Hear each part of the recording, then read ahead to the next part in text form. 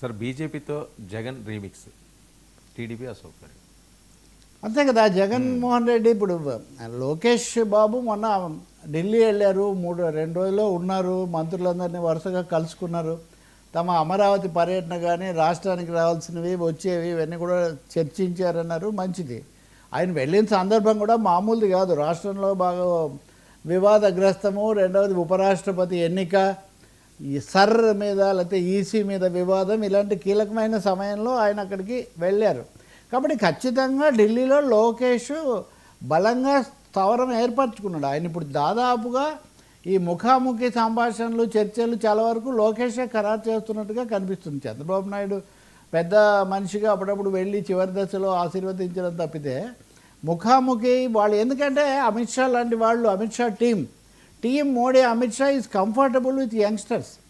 వాళ్ళు మీరు మహారాష్ట్రలో చూసినా, మీరు తమిళనాడులో చూసినా, ఎక్కడ చూసినా తదుపరి వారసులతో వాళ్ళు ఎక్కువగా సంప్రదింపులు జరుపుతుంటారు, వాళ్ళని రంగంలోకి తెస్తుంటారు. కొంచెం గ్లామరు, కొంచెం పవరు, కొంచెం డ్రైవ్ డాష్ ఉన్న వాళ్ళనే వాళ్ళు ప్రిఫర్ చేస్తారు. కాబట్టి వాళ్ళు ఇప్పుడు లోకేష్ను గ్రూమ్ చేస్తున్నారు, పెంచుతున్నారు. ఈ సమయంలో ఉపరాష్ట్రపతి ఎన్నిక వచ్చింది. రావటం కూడా చాలా ప్రత్యేకమైన పరిస్థితుల్లో వచ్చింది. ఎవరు నిలబడతారు అంటే చంద్రబాబు నిలబడతారు. చంద్రబాబే అసలు ఢిల్లీ ఉపరాష్ట్రపతి అయిపోయి లోకేష్ను ముఖ్యమంత్రిని చేస్తారన్నంత వరకు మన కథలు కబుర్లు నడిచాయి కదా. ఇవన్నీ మాట్లాడుకోవడానికి తమాషగా ఉంటాయి. బట్ ఏదైతే చివరకు వాళ్ళు సిపి రాధాకృష్ణన్ను ఖరారు చేశారు. ఈ చేసిన తర్వాత పెద్ద బలపరిచే పార్టీల్లో పెద్దది కాబట్టి చంద్రబాబు కూడా రేపు 21వ తారీఖు వెళ్తున్నారు. కానీ ఇక్కడే కంటిలో నలుసు కాలిముళ్ళు అని, ఇంటిలో ఉన్న పోరు ఇంతింత కాదయ్యా అని ఎన్డీఏకు టీడీపీకి ఒకటే కంట్లో నలుసులాగా వాళ్ళు జగన్మోహన్ రెడ్డితో సంబంధాలు సాగిస్తూనే ఉంటారు.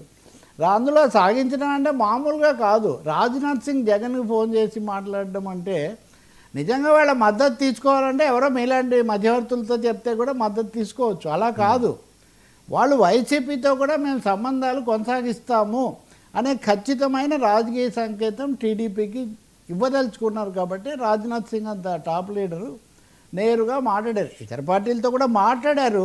కానీ ఎన్డీఏ భాగస్వాములుగా వాళ్ళు రాష్ట్రంలో అధికారంలో ఉన్నప్పుడు కొంచెం లోకీలో చేయొచ్చు ఈ పని చేయాలని, కానీ చేయలేదు. వాళ్ళు చాలా సూటిగా, రాజ్నాథ్ సింగ్ చాలా గౌరవంగా జగన్తో మాట్లాడటం, అది అవగానే వైసీపీ వాళ్ళు చెప్పేశారు. చెప్పలేదనేది వైవి సుబ్బారెడ్డి ప్రకటించాడు, మేము బలపరుస్తాము అని. వాళ్లకు 7 రాజ్యసభ స్థానాలు, 4 లోక్సభ స్థానాలు, 11 స్థానాలు ఉన్నాయి. సో ఈ ఎన్నికల్లో 11 స్థానాల్లో కొంత వెయిట్ ఉంటుంది, అదేమంతా తీసేసేది కాదు. వర్మ మీరు గుర్తు చేసుకుంటే ఈ ఎన్నికల ఫలితాలు వచ్చిన తర్వాత వైసీపీ మేము రాష్ట్రంలో ఓడిపోయినా కేంద్రంలో చక్రం తిప్పుతాము, అప్పటికి ఇంకా 2-3 ఎంపీలు పోలేదు రాజ్యసభ నుంచి అని చెప్పిన సందర్భం అందరికీ గుర్తుండే ఉంటుంది. కాబట్టి ఇప్పుడు అధ్యాయం తెరుచుకుంటూ ఉంది.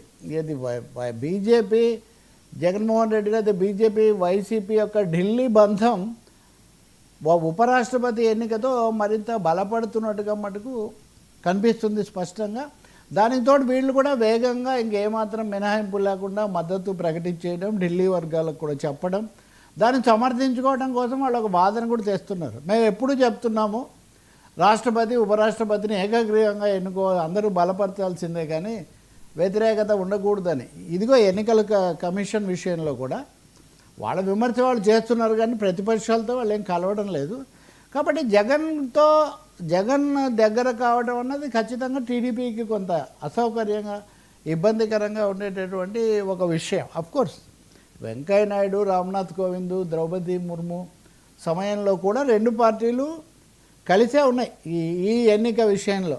చాలా విచిత్రం అన్నమాట రాజకీయాల్లో. ఏదైనా సంభవమే అని ఇప్పుడు పెద్ద నాయకుడిగా, పెద్ద మద్దతుదారుగా చంద్రబాబు నాయుడు ప్రతిపాదిస్తారు, జగన్మోహన్ రెడ్డి ఓటేస్తారు. సో ఆంధ్రప్రదేశ్ నేపథ్యంలో కనుక చూస్తే బాబు ప్రతిపాదనకు జగన్మోహన్ రెడ్డి మద్దతు అన్నది బీజేపీ యొక్క మాయాజాలం. అది మోదీకి లేదా బీజేపీకి మాత్రమే ఇది సాధ్యమవుతుంది. అనేకసార్లు బీఆర్ఎస్ కానీ వామపక్షాలు కానీ రాష్ట్రంలో పోట్లాడుతున్నా కేంద్రంలో సహకరించిన సందర్భాలు ఉన్నాయి. కానీ ఇక్కడ వైసీపీ ప్రభుత్వంతోనే పోట్లాడుతుంది కదా, చాలా సూటిగా ముఖాముఖిగా. సనాతన పవన్ కళ్యాణ్తో పోట్లాడుతుంది, చంద్రబాబుతో. కానీ ఇప్పుడు ఉపరాష్ట్రపతి ఎన్నికతో ఇది చాలా సూటిగా మరొకసారి అదే అందుకే నేను రీమిక్స్ అంటున్నా. ఇది రీమిక్స్ జరగబోతుంది. ఈ రీమిక్స్ చాలా అన్కంఫర్టబుల్, అనీజ్ ఇన్ ఎన్డీఏ అలయన్స్ అనే పరిస్థితి ఏపీలో ఉంటుంది. But it's a fact. Even BJD, Orissa BJD కూడా వాళ్ళతో లేకపోయినా మేము బలపరుస్తాము, ఏకాభిప్రాయానికి వస్తామనే మాట కూడా వాళ్ళు చెప్పారు. సార్ కూటమి ఎమ్మెల్యేలు అధికారులపైన అపనమ్మకమా? ఈ ఇండియాది మాత్రం ఉపరాష్ట్రపతి